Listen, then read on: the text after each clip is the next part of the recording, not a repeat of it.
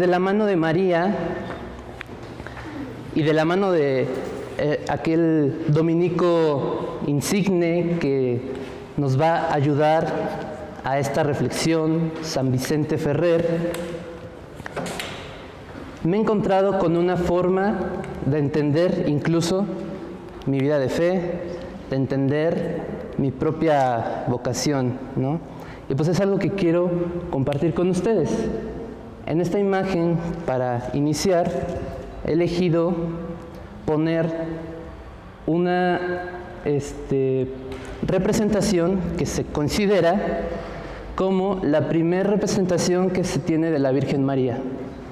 Está en unas catacumbas en Priscilia, en Roma, y se cree que es del año 150, ¿no? Así se la encontraron. No sé si se nota. Algunos creen que es aquí el anciano Simeón, no se sabe. Pero aquí está María, que tiene al niño en sus brazos, ¿no? El mismo Evangelio nos dice que Jesús hizo muchas cosas, que la vida de Jesús pues fue muy impactante, pero que solo se escribieron aquellas cosas que nos sirven para creer, para que nuestra fe en Dios, para que nuestra fe en el Mesías nazca, se fortalezca. Entonces, el Evangelio nos cuenta de María, ¿no? De esa mujer que, como decía Fray Jorge Rafael en su exposición, el Evangelio no es una fuente histórica, no nos dice cómo era María, porque no es su intención. Es más, ni siquiera existía la historia como ciencia, ¿no? Sin embargo, sí que existió la Madre de Jesús como mujer real, de carne y hueso, y su presencia en la comunidad fue tan impactante, fue tan relevante, que la tuvieron que plasmar en el Evangelio. Y que ya aquí la notamos, que también estaba en la cabeza de los creyentes. Vicente Ferrer, un español que nació en Valencia en 1350, pues nos dicen sus biógrafos que muy joven, a los 17 años, él toma el hábito, que se vuelve un predicador itinerante. Él realmente no tuvo un lugar fijo de residencia, sino que él se dedicaba a ir de comunidad en comunidad, haciendo sermones, confesando, atendiendo a las cofradías, diversas cofradías de penitentes, etcétera, ¿no? O sea, él se dedicaba a una intensa actividad itinerante y se le reconoce por traumaturgo, que quiere decir que, viéndolo con ojos de fe, él tenía pues la gracia de hacer milagros, ¿no? De interceder para que sucedieran curaciones, para que las cosas se arreglaran, ¿no? Traumaturgo, así es la palabra técnica con la que se nos dice. Llegó a ser confesor del Papa en Aviñón. Él vivió en un momento en que la iglesia estaba dividida y había dos papas, el Papa de Roma y el Papa de Aviñón, en Francia, ¿no? Él, pues, por su cercanía quizá, era más cercano al Papa de Aviñón y le tenía un gran aprecio, pero inclusive se cuenta que él pues le dolía esta división de la iglesia y que incluso le llegó a decir al Papa de Aviñón que renunciara y que reconociera al Papa de Roma, ¿no?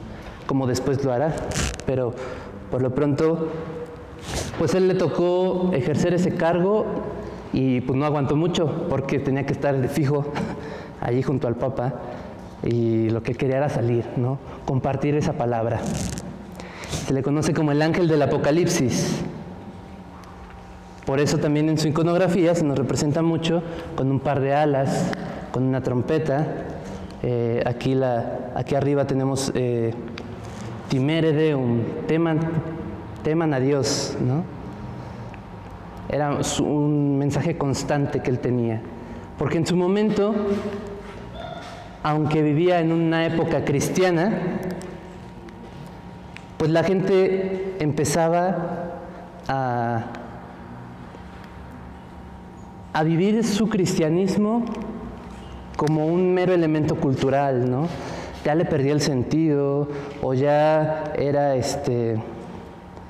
pues sí, muy superficial, ya no se preocupaban por darle una, no se interesaban por la vida religiosa, ¿no? Por la vida de fe. Y él pues predicaba eso, predicaba la conversión, predicaba que renaciera el interés por acercarse a una fe más auténtica. Sin duda que él es un maestro de vida espiritual que fue canonizado en 1455 y fue nombrado patrono de su ciudad, en Valencia. Recientemente pues se ha celebrado, murió en el 419, este año tendrá como más de, en mayo si no me equivoco, se celebró el gran jubileo en la ciudad de Valencia de los, ¿qué son? 600, 600 años de la muerte, del tránsito de San Vicente, ¿no? Por eso también hay pues una cierta efervescencia, ¿no? O me encontré con mucho material también, porque constantemente hacían reflexiones en Valencia, ¿no? A este propósito. Pero San Vicente, sin lugar a duda, fue un gran devoto de María. Él siempre que comenzaba su sermón, leía la lectura, que lo iba a guiar, y rezaba un Ave María. Y empezaba su sermón. Él, cuando iba caminando de una ciudad a otra, si escuchaba la campana de una iglesia, en ese momento se detenía y realizaba una oración a María, ¿no?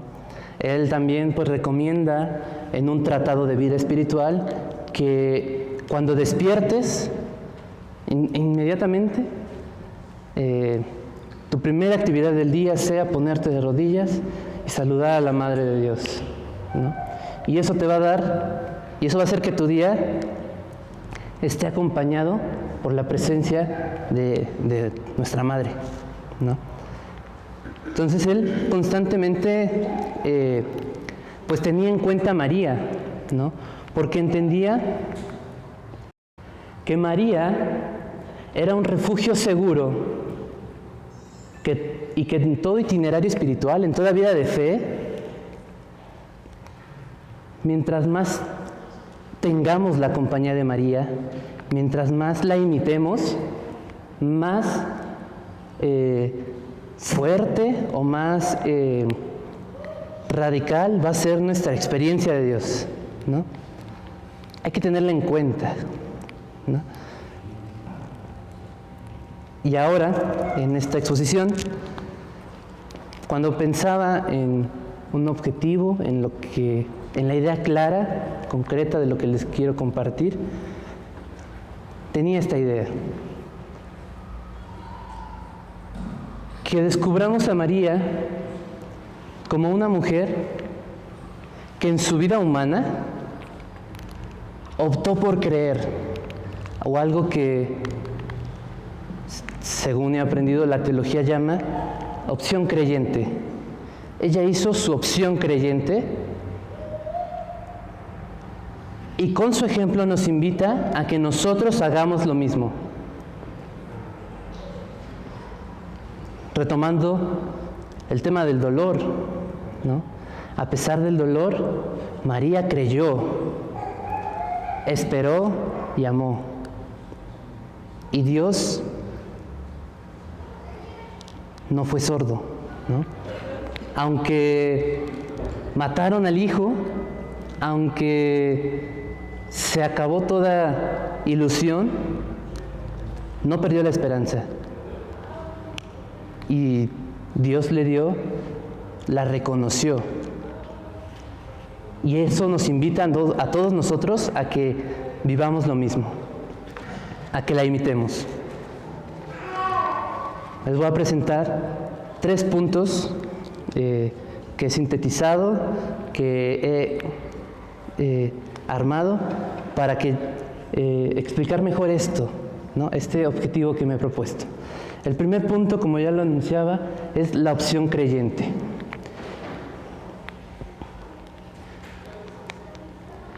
Lo que pasa es que en nuestro mundo actual nos encontramos ante una diversidad de caminos que tomar, ¿no? Una diversidad de ideologías, diversidad de pensamientos, de figuras de liderazgo, de religiones. ¿Y cuál vamos a tomar, ¿no? ¿O cuál hemos tomado ya? Lo primero con lo que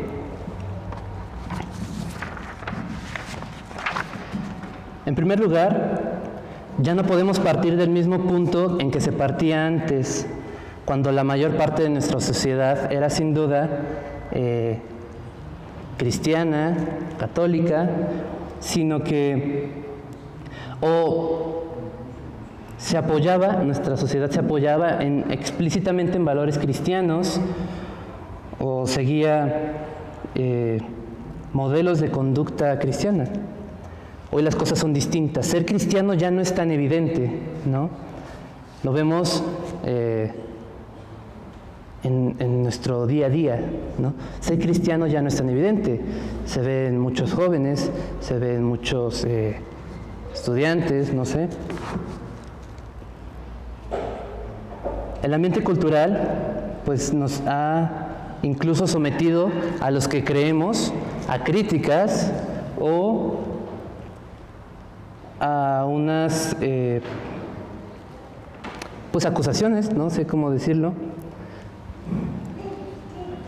Por eso, si queremos seguir mostrando que la vida cristiana tiene sentido hoy, tenemos que hacer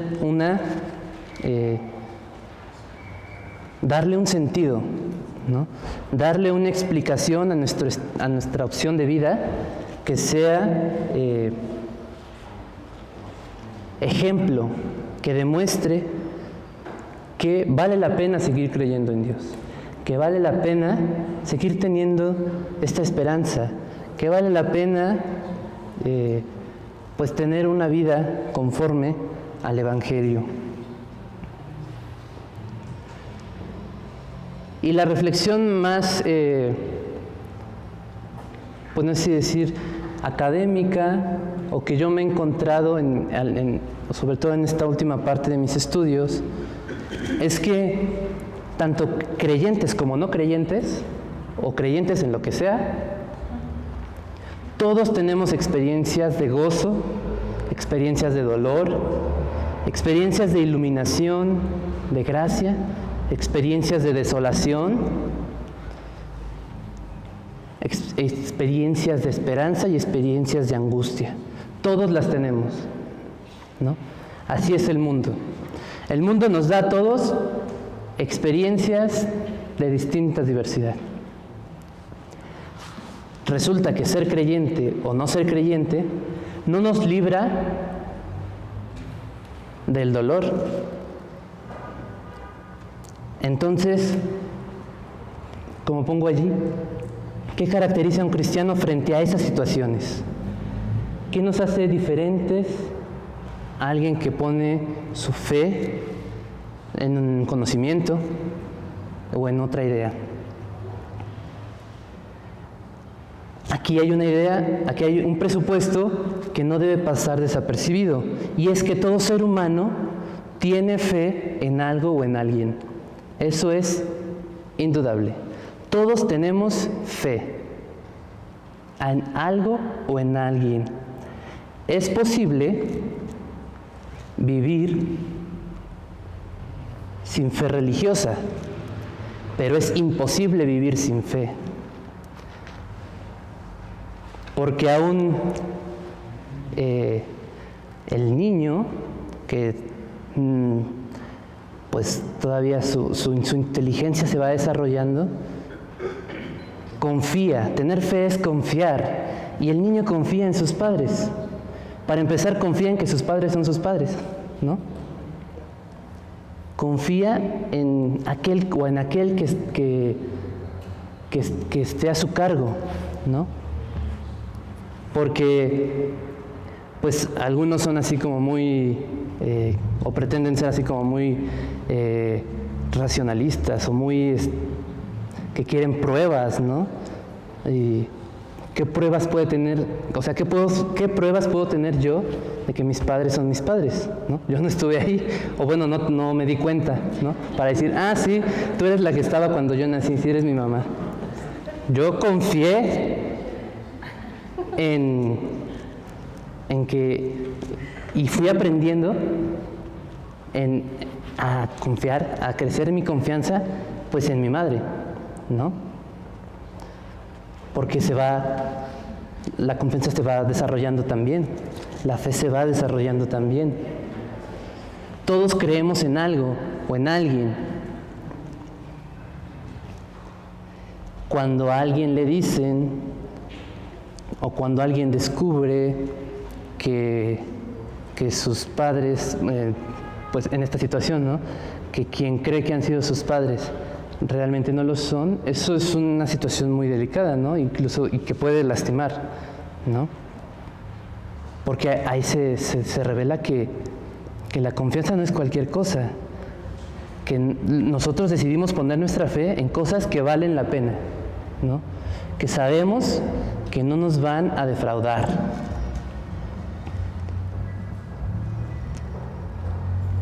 El ser humano necesita algo que vaya más allá de él, algo no necesariamente religioso, pero que le ayude a crecer, que le ayude a ser más humano. La fe, antes que ser algo religioso, es algo humano. Nadie se escapa de creer. Todo ser humano tiene fe, ¿no? Partamos de esa idea. Todo ser humano tiene fe. Volviendo a la imagen anterior, ¿en qué o en quién ponemos nuestra fe? ¿No? ¿En dónde ponemos nuestra fe? Entonces, por eso,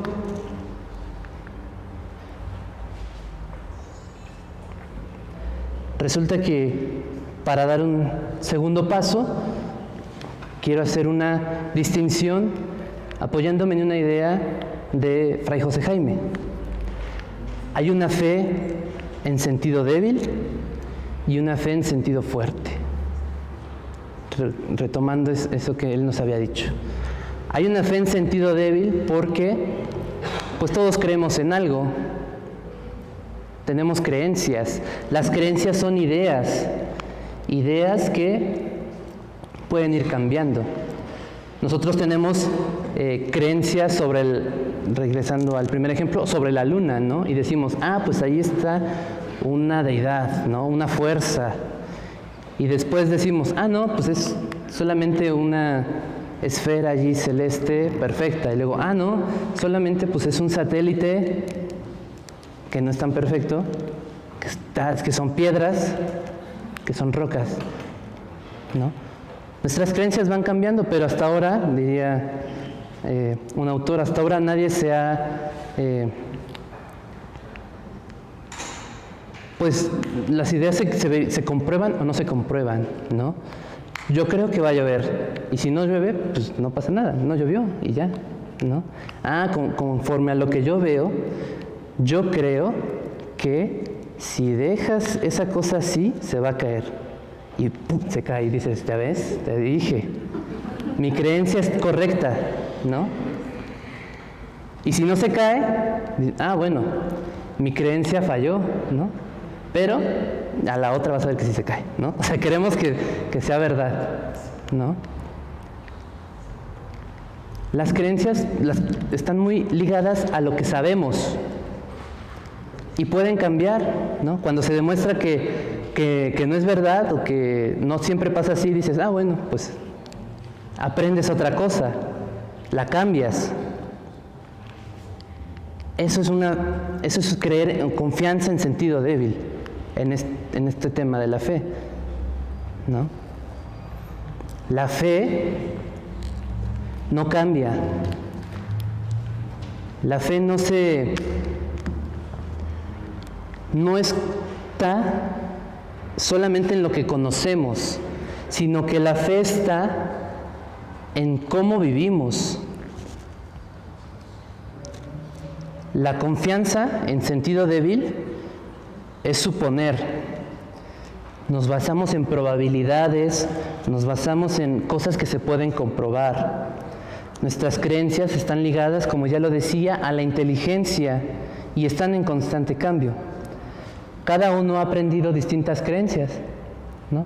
A mí me pasaba mucho cuando empecé pues la vida en comunidad, que alguien decía a la hora, no sé, cosas muy cotidianas, ¿no? O sea,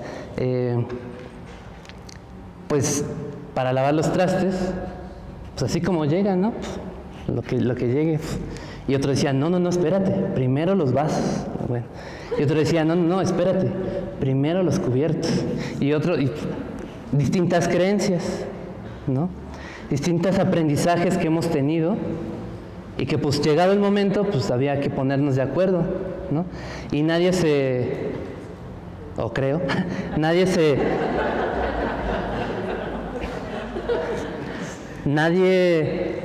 hacía drama porque le dijéramos que no, o porque dijéramos no, pero a mí me enseñaron así, no, pero pues mira, podemos hacerlo, o podemos no hacerlo, o pues no había mayor problema, ¿no? Pero la confianza en sentido fuerte, la fe, es una convicción en que se basa en realidades que no podemos verificar, que no podemos demostrar, pero que son razonables. La fe está ligada a nuestra forma de vida, porque la fe determina cómo actuamos. La fe determina nuestros sentimientos. No es nada más una idea. Algunos han dicho, la fe nos precede, la fe es mayor que nosotros. Con la fe contamos, la damos por supuesta, vivimos constantemente con algunos presupuestos que ni los pensamos, decimos, los damos por hechos, ¿no? El sol va a salir mañana, lo doy por hecho, ¿no? No me pongo a pensar, si mañana no sale el sol, ¿qué voy a hacer el día que no salga el sol? No, o sea, actuamos como si porque el sol va a salir, pues por lo menos nos han dicho lo contrario. Por lo menos no va a ser mañana ni en 5 años, ¿no? Cuando no salga el sol.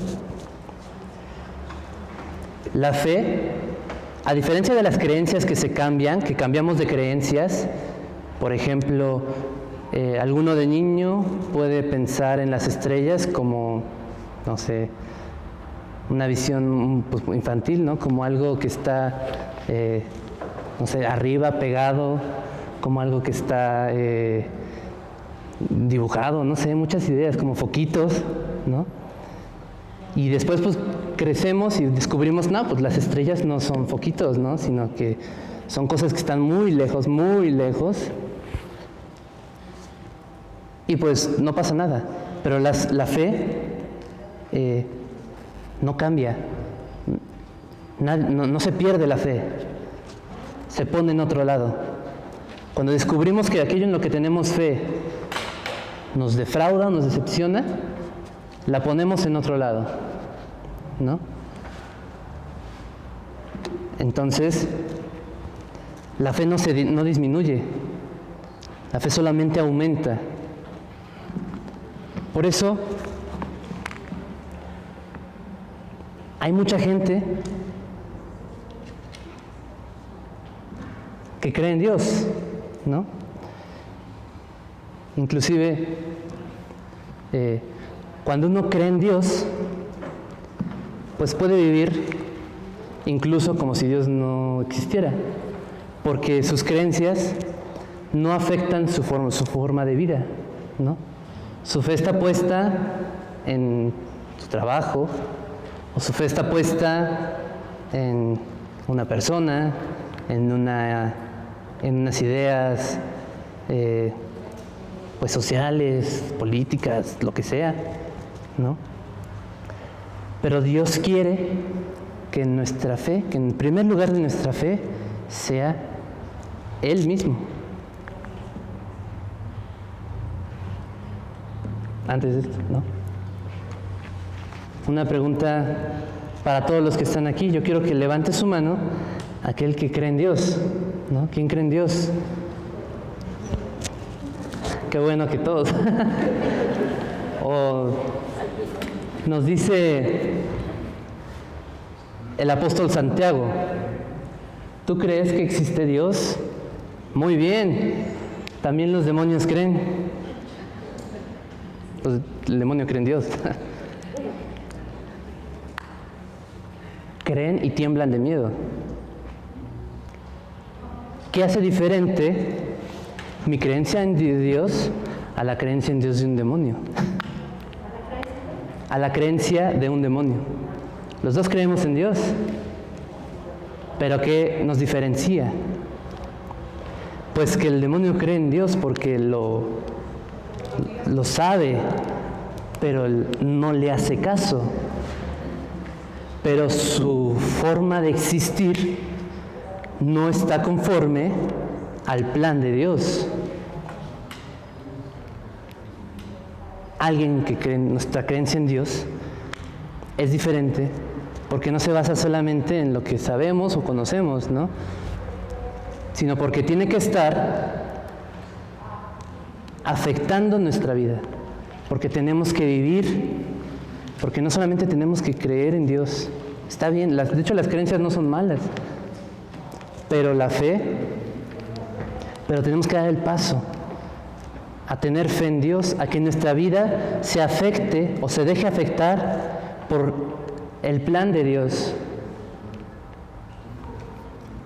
por lo que Dios quiere.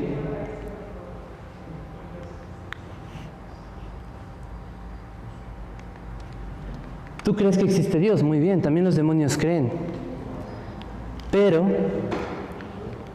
el demonio no le hace caso a Dios. Demonio, aquel que tienta, el Satán, ¿no? El contrario. Y algún autor decía por ahí, ¿cuántas veces nosotros hemos tenido la fe la creencia de un demonio? ¿Cuántas veces nosotros hemos sido también el contrario, el tentador, ¿no? El Satán, porque creemos en Dios, o creemos que existe Dios, ¿no? Pero nuestra vida no está conforme a el plan de Dios, ¿no? Otra imagen muy icónica, el anticristo, ¿no? Anticristo, nos imaginamos así, la bestia. No, anticristo soy yo cuando no vivo conforme a Cristo, ¿no? Cuando hago lo contrario. En cambio, cuando mis creencias en Dios apuntan o me dejo afectar por el plan de Dios, soy Cristo también. Vivo conforme al plan de Dios, ¿no?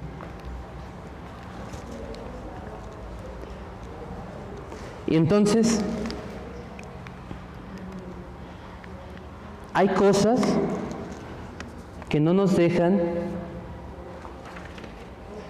Cuando uno cree en Dios sin madurar su fe, podemos creer en Dios pero vivir como si Dios no existiera. Podemos hacer el mal, podemos culpar a Dios,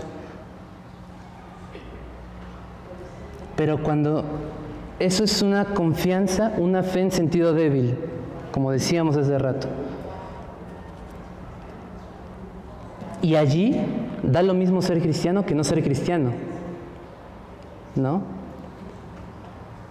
Cuando alguien solamente, pues sí, sé que Dios ahí hay que ir el domingo a la iglesia, pero pues no voy tan frecuente, pues da lo mismo ser cristiano que no ser cristiano.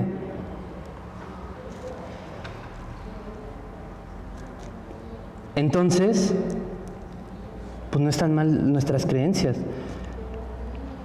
A veces puede ser que nuestras creencias sean malas, ¿no? Y la teología, por lo menos nos ha sugerido que revisemos nuestras creencias, ¿no? No me voy a detener en ese tema porque pues sería profundizar mucho. Pero nosotros que creemos en Dios, ¿en qué Dios creemos? ¿Cuál es nuestra imagen de Dios? Porque a veces puede ser que si mi vida no está totalmente pues realizando, o hay cosas que no me dejan todavía tener una experiencia de Dios tan constante o tan fuerte, puede ser que sea porque mi propia creencia de Dios está un tanto deformada, ¿no? Equivocada. Entonces revisemos nuestras creencias, en qué Dios creemos. Y la teología nos ha dicho que hay creencias en Dios que nos hacen, pues eso, limitar nuestra vida de fe. Cuando creemos en un Dios intervencionista, esperamos que Dios baje y que Dios destruya el mal, ¿no? El mismo Evangelio nos da prueba de que no siempre es así, ¿no? El mismo Cristo vivió esto, ¿no? Cuando murió en la cruz y dijo, algunos lo han interpretado así, ¿no? Cuando estaba antes de la pasión y dice, aparta de mí este cáliz, ¿no? O sea, no sé cómo le vas a hacer, Dios, pero aparta de mí este cáliz. Sin embargo, él supera esa imagen y dice, pero que se haga tu voluntad y no la mía. Cuando está clavado en la cruz y Dios mío, ¿por qué me has abandonado? ¿Por qué no hiciste algo? Dios no intervino.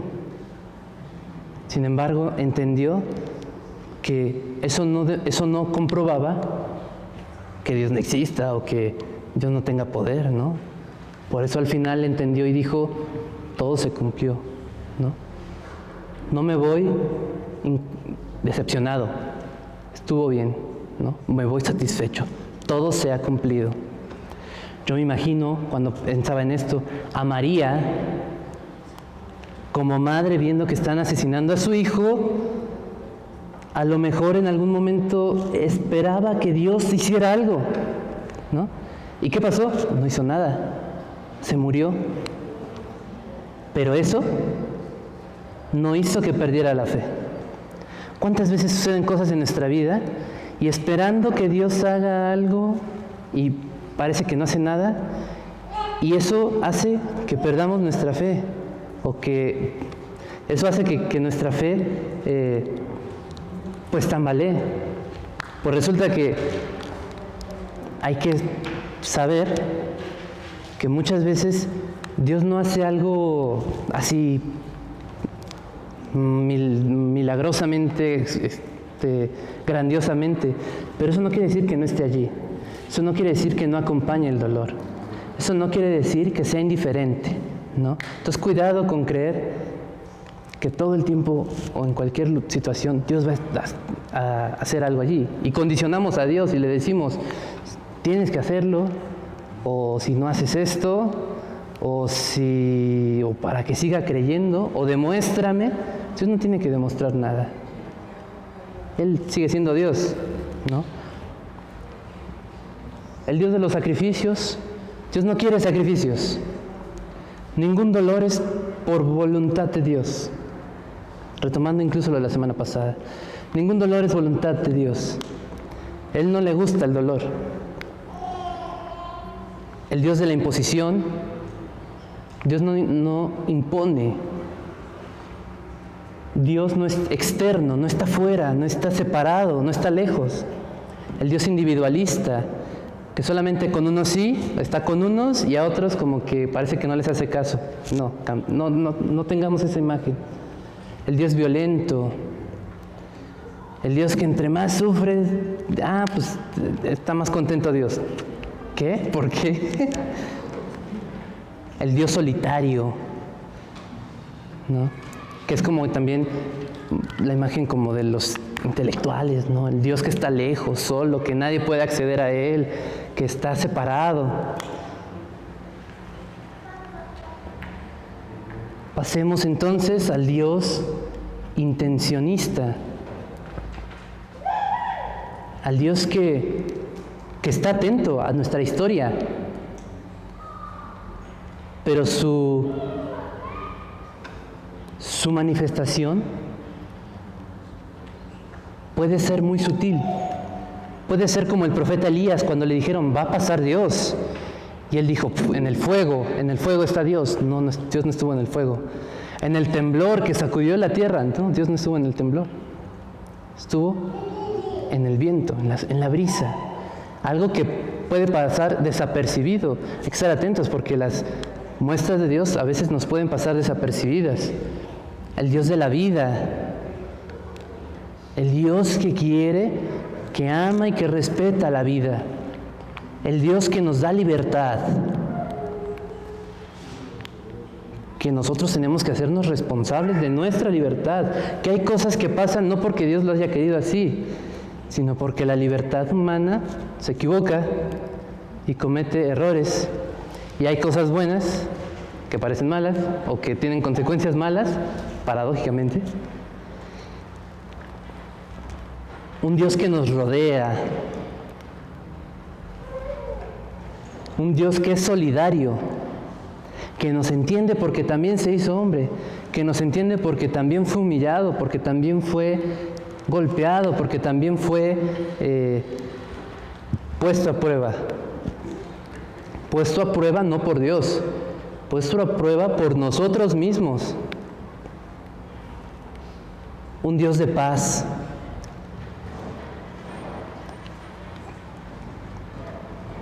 Antes se tenía esa idea de la guerra santa. Ninguna guerra es santa. Hoy en día nuestras creencias van cambiando. Antes justificábamos guerras en nombre de Dios. Hoy creo que es absurdo justificar cualquier problema en nombre de Dios, ¿no? Porque Dios es Dios de paz. Dios no está solo. Dios es trino. Dios es familia de Padre, Hijo y Espíritu. Y en esa familia te invita a ti y me invita a mí.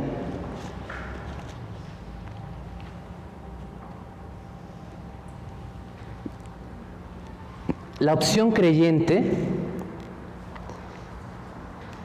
no es otra cosa que vivir nuestra vida conforme al Evangelio. Que nuestra fe esté puesta en Dios, que confiemos en Dios, ¿no? Y confiar en Dios no nada más es saber cosas. Confiar en Dios es tener esperanza. Recordemos que la fe no es solo así como que, pues me voy a poner de rodillas y voy a hacer mucha oración y voy a 2 horas diarias y ya en un mes ya tengo fe, ¿no? No es una receta. La fe también es una virtud. Es una virtud porque es verdad que hay que ejercitarla. Cada uno tiene que ejercitar su fe. A mí me gusta la imagen de la semilla, ¿no? Una semilla que es incluso evangélica. Si tuvieras fe como una semilla de mostaza. Pero pues yo echo una semilla así en cualquier jardín y no necesariamente va a crecer. ¿Qué hay que hacer con esa semilla? Pues a lo mejor va a crecer, pero va a crecer así toda dispersa, ¿no?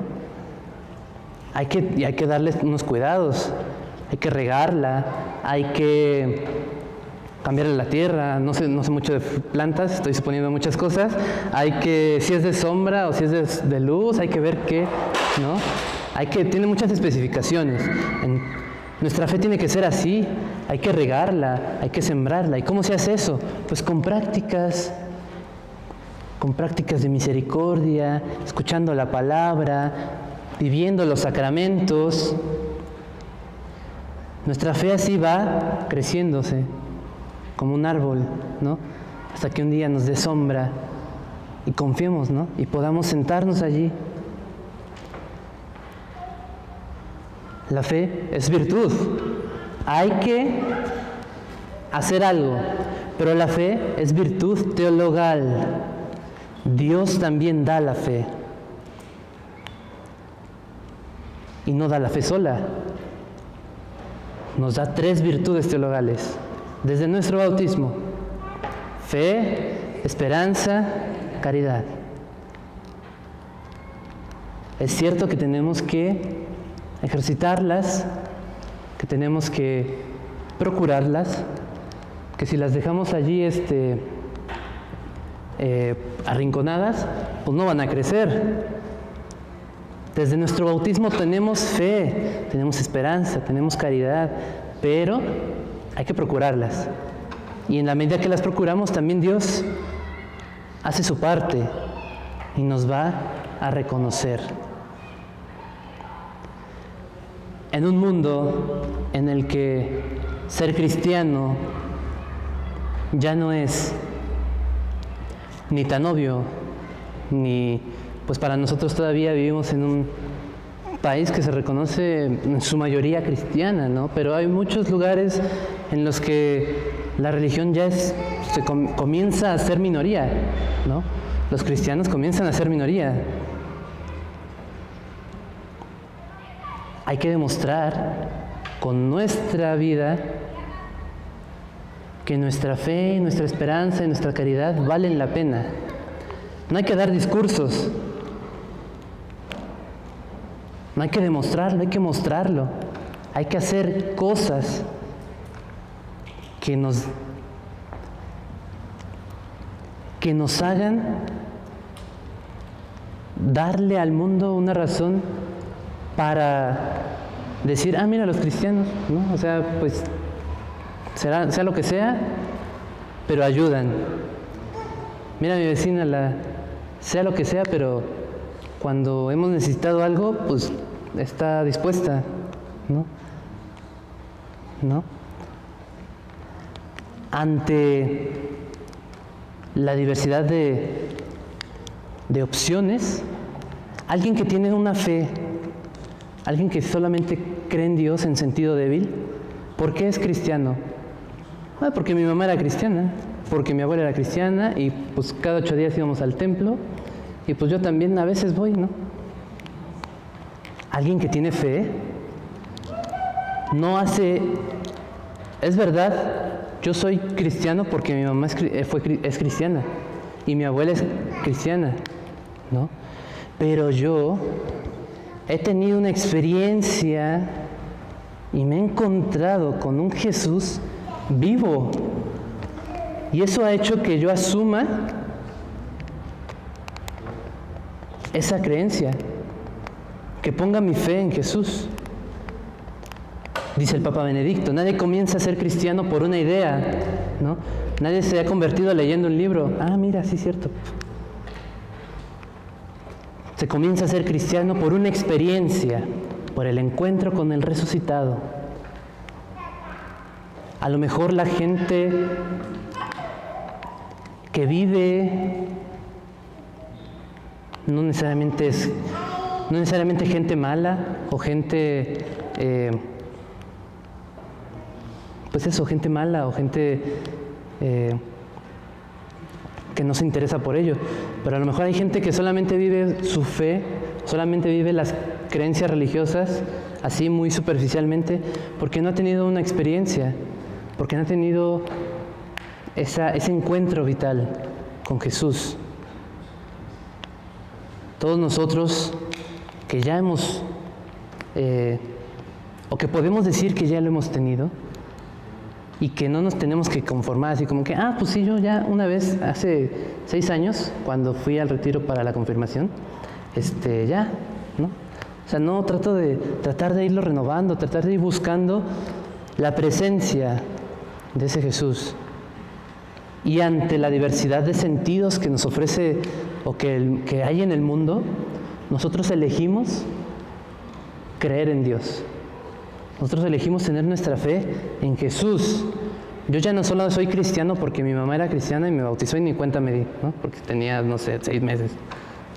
Yo soy cristiano porque elegí serlo.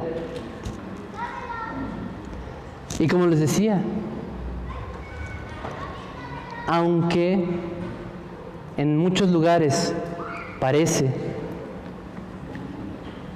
que la religión está cada vez perdiendo más territorio, que la vida creyente es cada vez menos común, y que inclusive en mi muy corta experiencia, pero se nota en los templos, se nota en las misas dominicales, que la asistencia es muy inconstante o variable.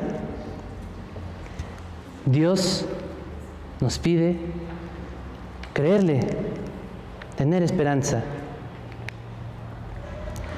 ¿Alguien recuerda cuál era el nombre que tenía con el que le llamaban a San Vicente? ¿Cómo lo llamaban a San Vicente? ¿El qué? El ángel del Apocalipsis.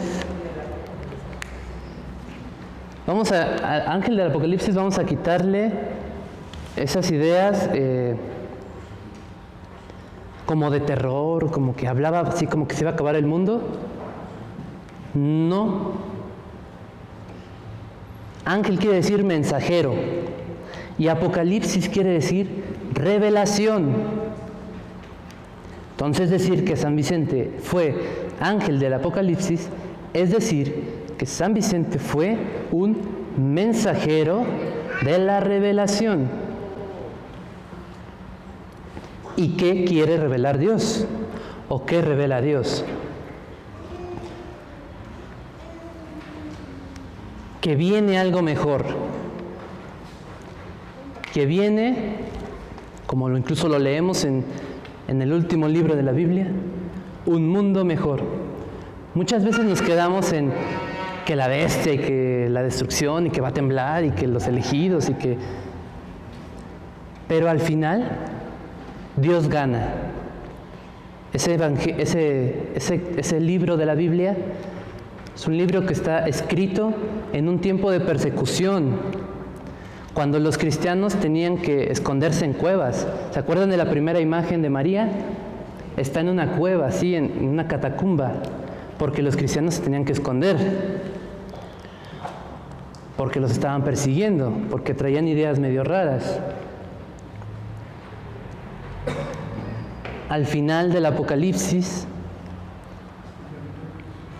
Dios gana y llega al cielo nuevo y llega a la tierra nueva, un lugar paradisíaco en el sentido de que allí vamos a vivir en paz, allí vamos a tener, ya no habrá dolor, ya no habrá enfermedad. Es el mundo ideal, un mundo ideal, pero que no solamente es utópico o imposible, sino que para nosotros es posible. La esperanza, el Apocalipsis, es decir, la revelación es esperanza. Es para que tengamos esperanza, es para que creamos, para que nuestra fe esté puesta en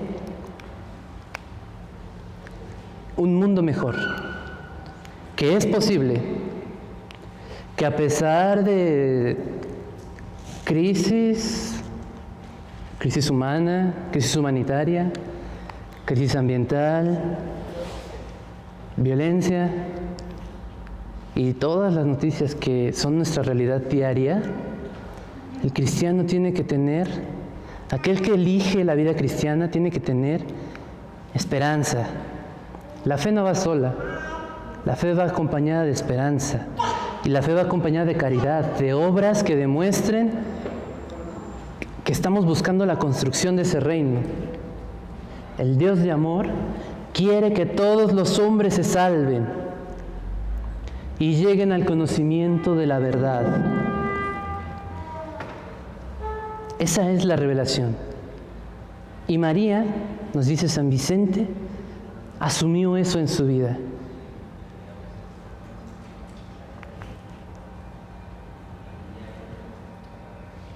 La esperanza cristiana es valiente.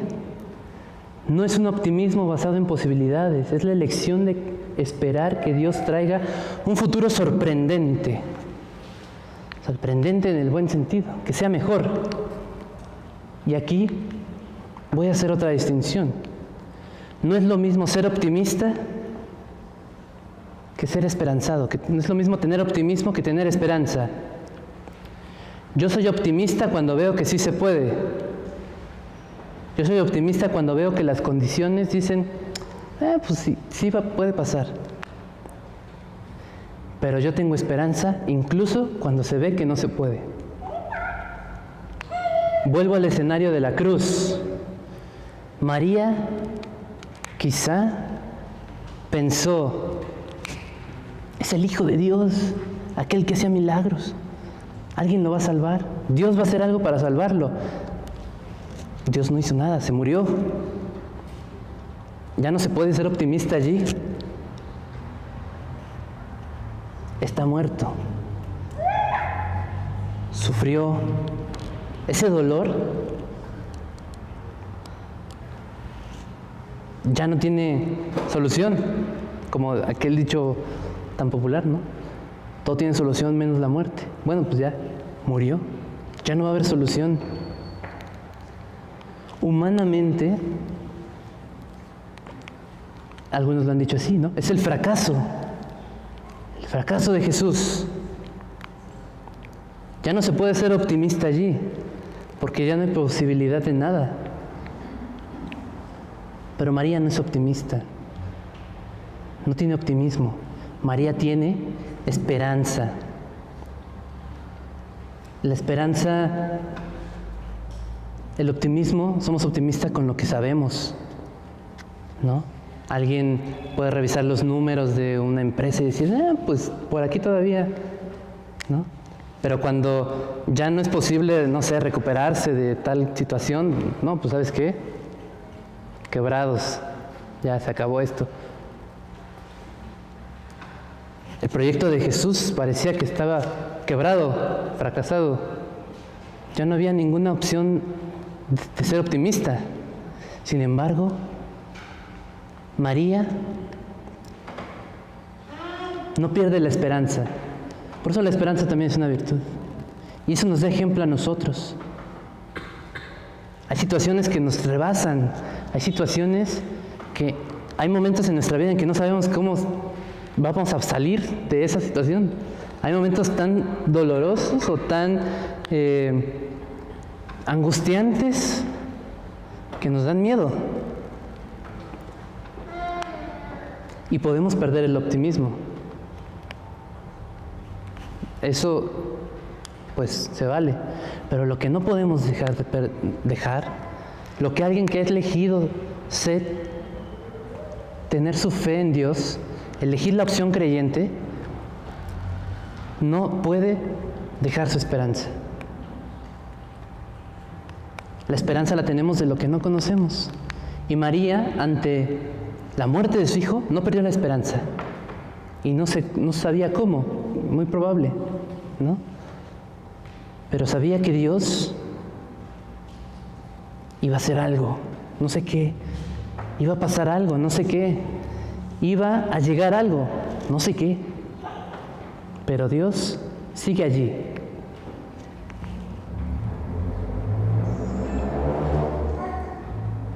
El cristiano que se decide a seguir más profundamente al Señor debe dar cuenta de la fe que salva. María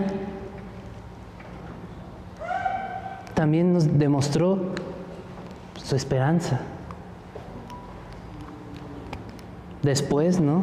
La esperanza no solamente es quedarse recordando esto es valiente. La esperanza no solo es quedarse cruzado y decir, bueno, yo espero en Dios. A ver, espero a Dios, ¿no? A ver qué va a hacer Dios. El cristiano también se sigue moviendo. Debemos de seguirnos moviendo. No debemos quedarnos de brazos cruzados. Aunque no sepamos cómo, hay que seguir buscando salidas, seguir buscando soluciones, y Dios nos va a dar por ahí, en alguno de esos caminos, su manifestación, ¿no? Su salvación. Cuando María, San Vicente tiene en un sermón, es muy interesante, porque quizás es una idea muy de su tiempo, pero que no está de más conocer. San Vicente predica que así como la primera en saber que Jesús iba a venir al mundo fue María, la primera que supo que Jesús resucitó, regresó al mundo, fue María. Para San Vicente, incluso hace una descripción muy paralela, ¿no? En la que María, al tercer día de la muerte de Jesús, recibe al ángel nuevamente. Alégrate, llena de gracia. El Emmanuel resucitó, ¿no? Muy interesante. ¿Quién fue la que, después de Jesús, porque quién fue la que más padeció ese momento de la cruz? Pues María. Y dice San Vicente, pues por cortesía de Dios, la primera que debió de saber que Jesús había resucitado fue María, ¿no? No es un dogma, no está en el Evangelio, pero era podríamos verlo como teoría, como creencia, que quiere expresar, o cuál es el sentido que podríamos rescatar de esa creencia, que nos quiere expresar el papel tan importante de María, el amor tan grande que Dios tiene por María, que llegamos a creer, a pensar, o que se llegó a creer o a pensar, que así como ¿qué es? 24 de marzo, el día de la Encarnación. 25, sí, pues sí, 9 meses antes del 25 de diciembre, 25 de marzo, ¿no? El momento de la Anunciación, cuando el ángel se aparece a María. Así también, a los 3 días después de la muerte de Jesús, el ángel volvió a aparecerse a María y a decirle, otra vez viene el Mesías, pero ya no viene engendrado, sino que viene resucitado, sigue vivo, ¿no? Muy interesante porque, pues como ya lo decía, nos quiere manifestar la grandeza de María, la especial relación de Dios con María, de que María no es cualquier persona, de que María asumió la vida de fe tan profundamente que incluso llegó a tener esas gracias de Dios. Y a eso estamos también nosotros llamados. Una auténtica fe, como ya lo anticipaba, siempre va acompañada de caridad y de esperanza, pues estas constituyen la tríada de las virtudes teologales. Virtudes que nos toca trabajar a nosotros, que nos toca cultivar a nosotros, pero que Dios también, no quiero decir recompensa, porque no se trata de una retribución, ¿no? En la medida que yo doy, Dios me va a dar, no necesariamente, sino más bien de un reconocimiento de Dios, como lo hizo con María. María asumió su opción creyente cuando, desde el momento en que el ángel o antes, porque ella como mujer judía aceptó la fe en el Dios de Israel. Y ella confiaba seguramente en que llegaría el Mesías. Y cuando le dijeron, tú vas a ser la encargada de que el Mesías se manifieste a este mundo, dijo, he aquí la esclava del Señor, hágase en mí según tu palabra, porque yo tengo mi fe puesta en ti, porque yo te creo y voy a dejar que entres a mi vida y la cambies. Porque eso pasa cuando uno se deja afectar por el proyecto de Dios. Nuestra vida cambia, nuestra vida se muestra diferente, lo cual no quiere decir que nos salvemos de dolores, de tristezas, de alegrías, de esperanzas, de ilusiones, pero las vamos a vivir de una forma especial, las vamos a vivir con fe. Esas alegrías, esperanzas, dolores, desilusiones, fracasos, angustias, es cierto que todos las vivimos, pero un cristiano las vive con fe, con esperanza, con caridad. Así lo hizo María. San Vicente dice que María está en un texto del Evangelio que voy a leer en este momento. Es el pasaje, vamos a recordar, el pasaje de Marta y María, cuando Jesús llega a una casa y hay dos hermanas. Una lo atiende, pues, sirviendo, estando allí en el servicio, y otra lo atiende escuchándolo. Y para San Vicente ambas cosas son necesarias para nuestra vida, y ambas cosas las hizo en su plenitud la Virgen María. Vamos a escuchar el Evangelio de San Lucas en el capítulo 10, versículo 38. Y dice, siguiendo su camino, entraron en un pueblo, y una mujer llamada Marta lo recibió en su casa. Tenía una hermana llamada María, que se sentó a los pies del Señor y se quedó escuchando su palabra. Mientras tanto, Marta estaba absorbida por los muchos quehaceres de la casa. A cierto punto, Marta se acercó a Jesús y le dijo, Señor, ¿no te importa que mi hermana me haya dejado sola para atender? Dile que me ayude. Pero el Señor le respondió, Marta, Marta, tú andas preocupada y te pierdes en 1000 cosas. Una sola es necesaria. María ha elegido la mejor parte que no le será quitada. Palabra del Señor. Entonces, aquí San Vicente dice, hay 6 actividades, 3 por parte de Marta y 3 por parte de María. Si leemos el texto literalmente, pues nos está hablando del servicio, de la vida activa, de la vida contemplativa, o de 2 mujeres distintas, pero si lo leemos alegóricamente, este Evangelio nos está hablando de María, ¿no? ¿Por qué? Porque nos dice que Marta recibió a Jesús en su casa, ¿no? En el versículo 38. ¿Quién fue la primera en recibir a Jesús? María, en su templo, en su cuerpo, en su hogar, en lo más íntimo de ella, recibió a Jesús.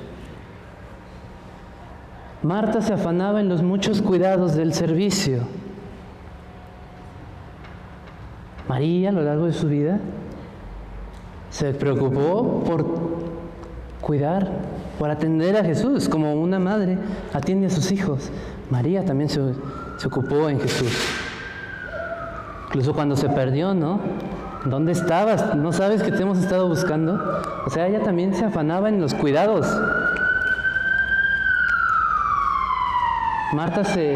Jesús le dice a Marta, te inquietas y te perturbas por muchas cosas. Sin lugar a duda, María, al estar acompañando a Jesús en su vida, se inquietó por muchas cosas. ¿Desde dónde van a ser? ¿Desde dónde se quedó? ¿Iba contigo? ¿No iba conmigo? ¿Qué pasó ahí? Hasta el momento en que alguien llegó a decirle, arrestaron a Jesús. Ella también vivió eso. Sin embargo, también estuvo sentada a los pies del Señor. Desde aquel pesebre en el que estuvo a su lado, que lo tuvo en sus brazos, en su infancia, a lo largo de su vida, hasta que estuvo al pie de la cruz. Dejaba las obras para dedicarse a la contemplación, es decir, también escuchaba a Jesús. Recordemos aquel pasaje cuando Jesús está enseñando y le dicen, tu madre y tus hermanos están allá afuera. O sea, quiere decir que también seguían a Jesús, o en algunos momentos también lo siguieron, no sabemos con claridad, pero también estuvo atenta a la escucha del mensaje de Jesús. Y finalmente, aquello que da título a esta exposición también, María eligió la mejor parte. Obviamente nos está hablando de la hermana literalmente nos está hablando de la hermana de Marta, pero no cabe duda, para San Vicente, que si lo vemos alegóricamente, María, y pues coincidencia que hasta es el mismo nombre, esa María que eligió la mejor parte, antes que todos, fue la madre de Jesús. Ella hizo la opción creyente en su vida, a pesar del dolor, a pesar de las alegrías, de los gozos, de las esperanzas, de los padecimientos, de la muerte. Ella creyó, esperó y amó en Dios. Ejercitó su fe, su esperanza y su caridad, y todo eso es la mejor parte.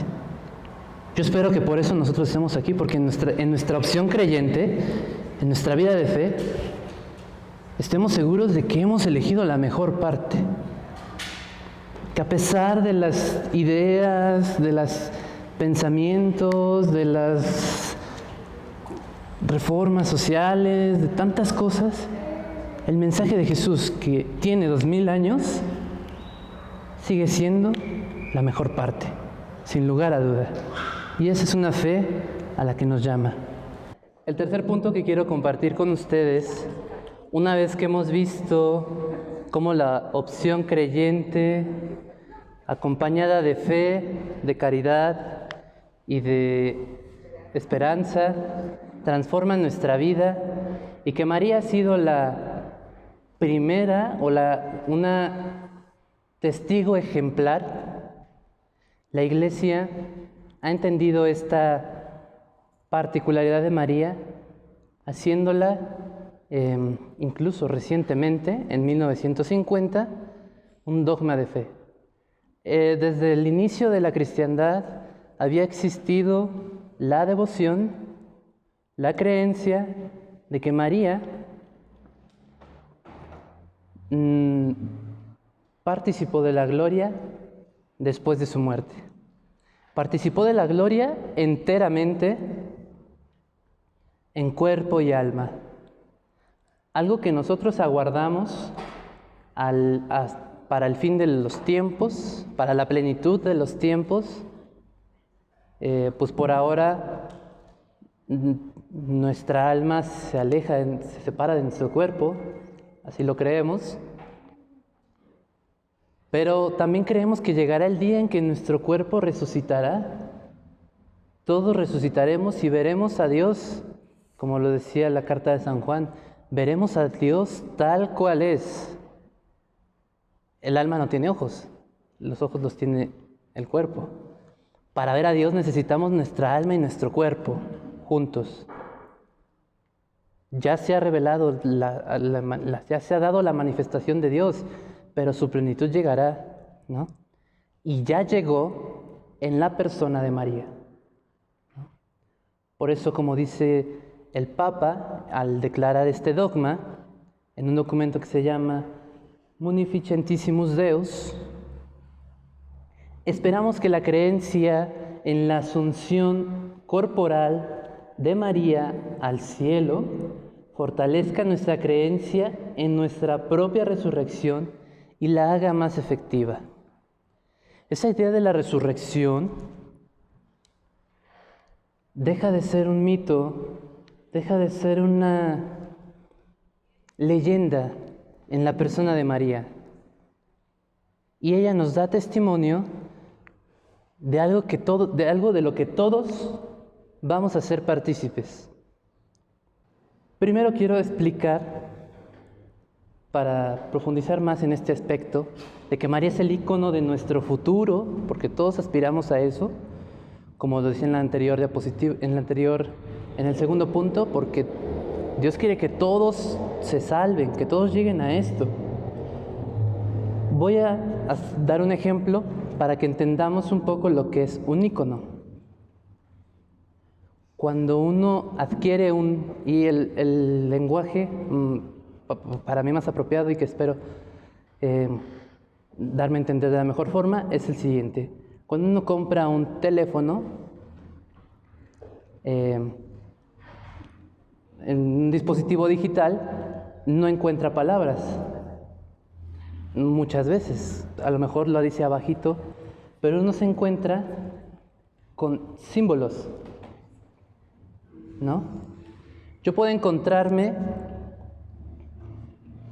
adquirir un teléfono, por ejemplo, y encontrarme con este símbolo.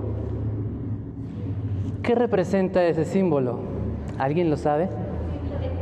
El teléfono, el hablar. Si lo abro, ¿a qué función me va a llevar? A las llamadas, ¿no? Y supongamos que se me descompone, ¿no? Y adquiero otro y me encuentro con este símbolo. ¿Por qué lo entiendo? Porque aunque son diferentes, hay una semejanza que nos representan el auricular de un teléfono, ¿no? Incluso este se puso creativo y puso un teléfono viejito, pero aún así sigue respetando el principio, un teléfono. Y no importa, así me compre un teléfono de China y venga con letras chinas, pero si encuentro este símbolo, estoy seguro de que me va a llevar a la función de llamadas. Esto es un ícono. Hay una diferencia, pero hay algo icónico, hay algo igual, hay una forma que se reproduce de formas distintas y representa en el fondo una misma función, en este caso. Nos conduce al mismo lugar. Quiero llamar, pulso este, o este, o este, o este, o este, ¿no? Cuando decimos que María es ícono, o cuando puse esa expresión, María es ícono, quiere decir que todos estamos llamados a imitar, a seguir el ejemplo de María, que a su vez nos conduce a Cristo, como lo decía San Vicente al inicio. Todo progreso espiritual, todo desarrollo en una vida de fe, tiene que ir de la mano de María, porque María es ejemplo de que sí se puede. María es ejemplo, enteramente mujer, lo logró. Por una parte, trabajo suyo, y porque Dios también le dio la gracia. La gracia. Y la gracia también nos la da a nosotros, nos la ofrece a nosotros. Nos la ofrece. Todo ofrecimiento implica una aceptación, ¿no? todos estamos llamados a seguir el ejemplo de María. Pero no lo voy a seguir como María. En mi caso, porque no soy mujer, porque no soy judío, porque no soy, porque no viví en el año 0, no sé. ¿Y eso quiere decir que es imposible que yo imite a María? No. No puedo imitar esta parte exterior, pero puedo imitar la forma, puedo apropiarme de la forma o del mensaje, del estilo de vida, de aquello que veíamos hace rato, ¿no? El servir, me puedo apropiar del servicio, me puedo apropiar de la escucha de Dios, me puedo apropiar del elegir la mejor parte. No como María, porque yo no soy María. Este símbolo no es este, ni es este, ni es este, pero no son iguales, son parecidos, son semejantes. Yo puedo ser semejante, no voy a ser igual, pero puedo apropiarme ese estilo de vida creyente. Por eso, una realidad vital al resucitado no se le puede ver sin morir, sin transfigurarse. En dos sentidos podemos hablar de morir. Al resucitado no lo puedo ver si no muero a mis ídolos, a mis falsas creencias, si no muero al Dios intervencionista, al Dios violento, al Dios, ¿cuáles eran? Se me olvidaron. Bueno, a esos dioses, si no puedo morir a esos ídolos, si no puedo morir al dinero, si no puedo morir al poder, si no puedo morir al narcisismo, que me vean, que yo sí puedo, no puedo ver al resucitado, porque el resucitado me habla de todo lo contrario, de hacerse servidor. El resucitado me habla de hacer la paz. El resucitado me habla de la gratitud, de lo gratuito. Y al resucitado no se le puede ver sin transfigurarse, sin cambiar. Empezamos este proceso, esta vida, y al final, pero siempre tenemos posibilidades. En esta vida siempre hay posibilidad de todo. Todo tiene solución, menos la muerte. Siempre hay posibilidad de cambiar, para bien y para mal. Cuando llegue la muerte, en el sentido físico, en el sentido material, ya no va a haber posibilidad de cambiar. Y entonces, cuando haya una nueva realidad, cuando descubra esa nueva realidad, encontraré al resucitado también allí, ¿no? Cuando me transfigure de esta presencia, encontraré al resucitado también allí, a ese Jesús vivo. Esa es nuestra esperanza. Eso es, en eso ponemos nuestra fe,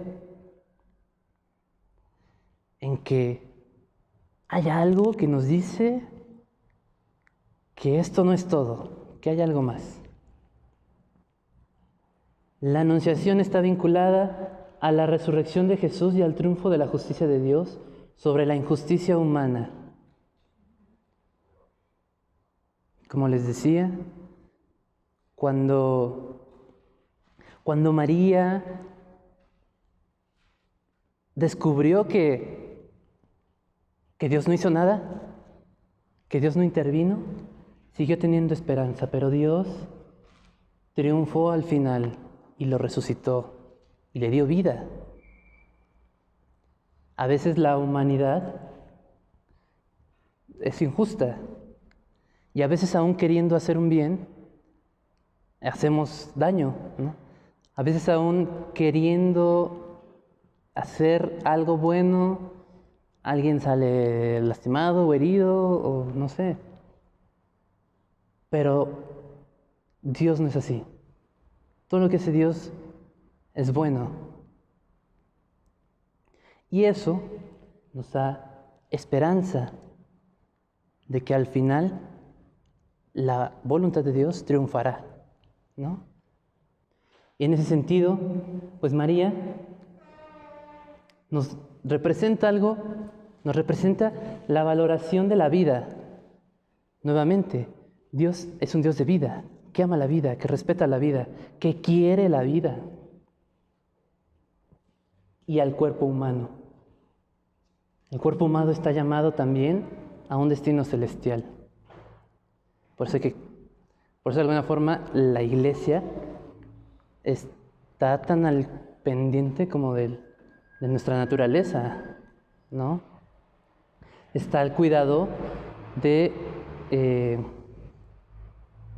en sus creencias, pues en algún momento pensó que era necesario mortificar al cuerpo de alguna forma, pero como nuestras creencias van cambiando, pues ahora sabemos que lo importante no está en mortificar al cuerpo, sino en desarrollarlo de forma correcta.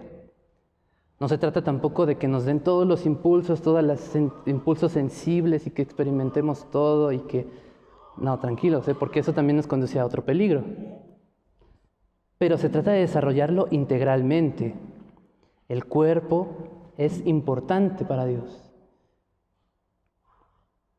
Si no, no nos lo hubiera dado, ¿no? Que nuestra inteligencia, que nuestra emotividad, que nuestra sexualidad, que nuestros sentimientos, nuestras emociones, nuestras ideas estén integralmente armonizadas.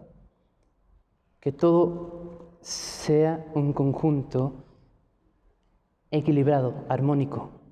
Lo armónico es un sonido agradable. Lo armónico da gusto, ¿no? Cuando uno encuentra una persona bien armonizada en todas estas dimensiones de su vida, nos da gusto encontrarla, ¿no? Usando esta metáfora, es una música agradable.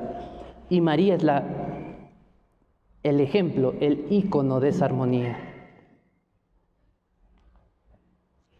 Dice el Papa Benedicto que reconocer que a María ha sido asunta al cielo nos debe abrir a la esperanza de un futuro lleno de alegría y nos debe enseñar el camino y nos enseña el camino para alcanzarlo.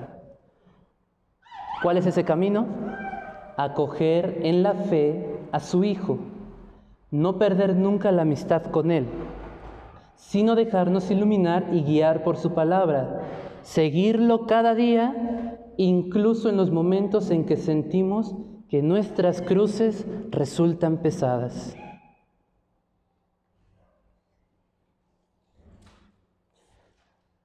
La misma idea de María, asunta al cielo, ha ido cambiando. Al principio solo se decía la dormición de María, ¿no? Y en algunos lugares todavía se dice la dormición de María. María se durmió en el Señor. María fue llevada y ahora la Iglesia ha establecido la forma en que tenemos que entender esa creencia. María fue llevada al cielo. María subió al cielo. Y tampoco hay que entenderlo literalmente en el sentido de que empezó a flotar o algo así, ¿no? Que María haya sido llevada al cielo nos está diciendo que María trascendió de alguna forma misteriosa, porque un dogma guarda cierto misterio. María trascendió en cuerpo y alma esta realidad junto a su Hijo. Y todos estamos llamados a eso. Todos tenemos ese destino. Todos debemos llegar allí. Dios quiere, como lo decía hace rato, que todos nos salvemos. ¿Salvarnos de qué? Salvarnos del abismo, salvarnos del sinsentido, Porque muchas veces las otras opciones de vida nos llevan al sinsentido. Porque puedo seguir el camino de determinada ideología y me puedo dar cuenta de que no alcanza a satisfacer al ser humano. Porque me puedo dejar llevar y creer en la opción, no sé cómo llamar, la opción económica, y creer que el dinero me puede hacer mis milagros y sigo la doctrina del dinero, y el dinero está en todos lados y hago del dinero mi ídolo. Y en algún momento puedo dejar de tenerlo. ¿Y qué va a pasar? La crisis, ¿no? Entonces, el camino cristiano lleva 2000 años y para aquellos que lo han abrazado de esta forma radical, no ha defraudado a nadie. Alcanza para darnos la plenitud humana, la plenitud espiritual, la plenitud corporal. Y Dios quiere eso, ¿no? Dios quiere que todos nos salvemos de los ídolos, recordando el Éxodo, ¿no? Por eso a Dios le molestan los ídolos, porque los ídolos nos conducen a la muerte. Los ídolos nos conducen al vacío, a la soledad, a la tristeza, a la ansiedad. El verdadero Dios, el Dios de Jesucristo, nos conduce a todo lo contrario, a la vida. Finalmente, haciendo un balance general, vivida con sinceridad, vivida con autenticidad, encontrándonos con el Dios vivo, nos conduce a la fe en sentido fuerte, es decir, transfigura nuestra existencia, nuestra vida, nos lleva a una vida diferente, nos conduce o modifica nuestra existencia. María asumió esa opción creyente, como yo le he llamado, en toda su vida, lo que le dio la fe, la esperanza y la caridad necesaria para cada momento, para los momentos alegres y tristes, para los momentos de alegría y de desesperanza, para los momentos de gozo y para los momentos de depresión, para toda esa diversidad de momentos que todos experimentamos. La fe le dio a María una fuerza, un valor especial. Y Dios ensalzó a María por haber elegido la mejor parte. Con lo cual nos dio a nosotros una esperanza también de que es posible. María se convirtió en un ícono que nos motiva a elegir la opción creyente. María entonces se vuelve una representación, una forma en la que Dios comprueba que la opción creyente tiene sentido. Que no importa que sea un mensaje de 2000 años, no se ha acabado, no se ha agotado. Sigue teniendo algo que decirle a las personas que están allá afuera. Sigue teniendo algo que decirnos a nosotros que estamos aquí. La coronación de la Virgen María, pintada por el Beato Angélico, nos presenta a María en medio del cielo, pero en estas nuevas ideas, estas pretendidas nuevas ideas de Dios, hay que entender que María no está en el cielo, allá lejos, arriba, apartado, ¿no? María no se desentiende de nosotros, así como, pues yo ya estoy aquí, a ver ustedes, háganle como yo, a ver, ¿no? María sigue atenta. Eso nos lo enseña San Vicente muy claramente, siempre.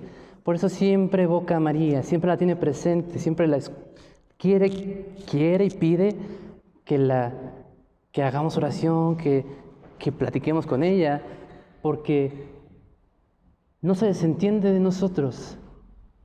Somos sus hijos. Jesús mismo le pidió eso. Mujer, ahí están tus hijos. Y ella se hizo cargo. Y en un momento tan determinante como la noche de Pentecostés, pues ahí estaba María. ¿Quién mejor para hablar del Espíritu Santo, para presentarles el Espíritu Santo a los apóstoles, que aquella esposa del Espíritu que lo había recibido en su vientre, ¿no? Que ya lo había recibido? Entonces María no se desentiende de nosotros, se encarga de nosotros, pero nos pide también un esfuerzo propio, un esfuerzo nuestro. Nos invita con su ejemplo a seguir ese camino creyente, a profundizar en él, a reavivar nuestra experiencia, a evaluar nuestras creencias en Dios, a esforzarnos para vivir una vida creyente, auténtica, en sentido fuerte, una fe que dé testimonio.